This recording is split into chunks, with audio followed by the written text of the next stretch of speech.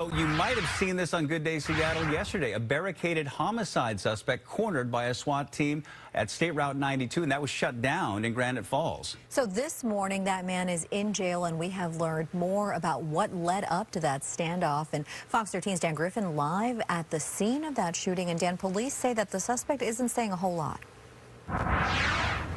Yeah, not at this point, but we're told that 36-year-old man was wanted in connection with a deadly shooting at this apartment complex here in Marysville. According to police, neighbors described blood-curdling screams and gunshots, and police say the suspect made his way to a home in Granite Falls following that. That's leading to that big scene in that shutdown road yesterday morning. Now, police say his entire encounter started with the shooting here at the Hallmark House Apartments on 47th Avenue Northeast in Marysville on January 2nd. They say a woman called 911 saying someone shot her boyfriend. Well, her boyfriend died despite efforts by first responders. They say the woman was able to identify the suspect who'd been trying to contact them before he eventually shot her boyfriend when he went to get something out of his car later on. Police called the shooting victim and suspect friends, but they say the suspect has refused to talk about what led up to the shooting.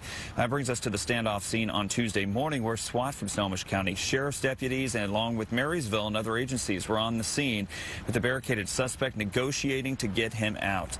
They were focused on a house in the 8600 block of State Route 92, and it caused the road to be shut down and school bus routes to be canceled. They announced the SWAT operation at about 7 a.m., and he was arrested by about 8 a.m.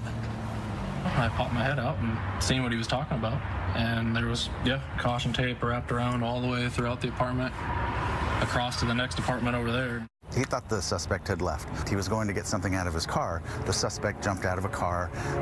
They spoke very briefly, and then the suspect ended up shooting the victim at that time. And he's not talking to us. So that's something we may never know exactly what was spoken at the time that he shot him.